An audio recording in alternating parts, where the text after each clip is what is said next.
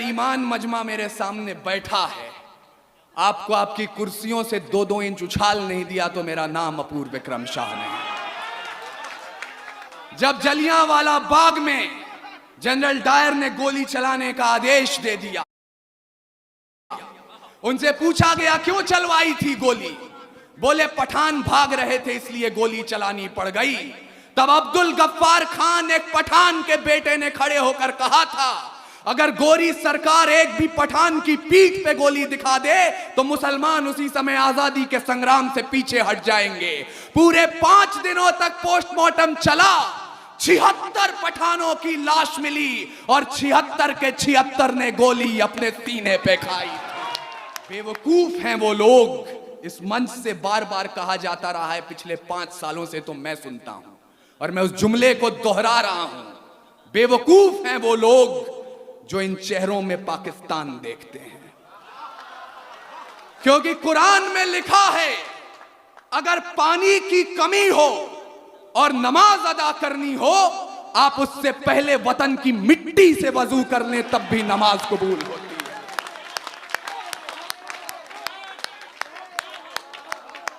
और ये नौजवानियां जिन्हें बार बार कहा जा रहा था 2000 का रिचार्ज, 2500 का रिचार्ज अपनी प्रेमिकाओं तक कराते हैं, मुझे माफ कीजिएगा, इस देश की नौजवानियां क्या है मैं आपको बता रहा हूं।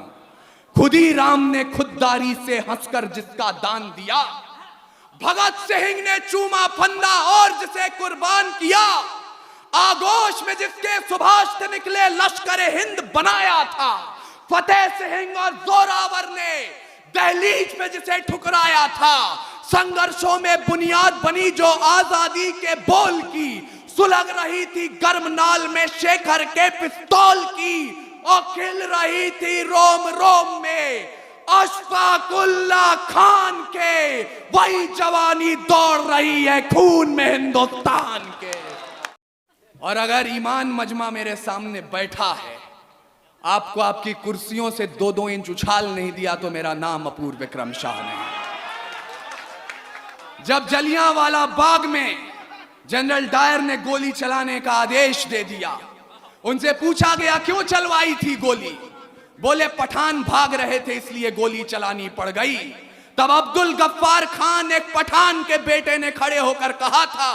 अगर गोरी सरकार एक भी पठान की पीठ पे गोली दिखा दे तो मुसलमान उसी समय आजादी के संग्राम से पीछे हट जाएंगे। पूरे 5 दिनों तक पोस्टमार्टम चला, 76 पठानों की लाश मिली और 76 के 76 ने गोली अपने सीने पे खाई। बेवकूफ हैं वो लोग, इस मंच से बार बार कहा जाता रहा है पिछले 5 सालों से, तो मैं सुनता हूं और मैं उस जुमले को दोहरा रहा हूं। बेवकूफ हैं वो लोग जो इन चेहरों में पाकिस्तान देखते हैं,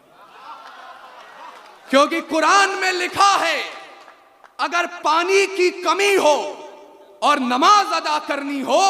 आप उससे पहले वतन की मिट्टी से वजू कर लें तब भी नमाज कबूल होती है।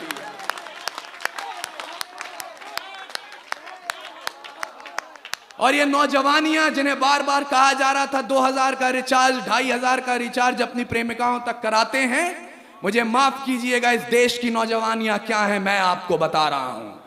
खुदी राम ने खुददारी से हंसकर जिसका दान दिया, भगत सिंह ने चूमा फंदा और जिसे कुर्बान किया,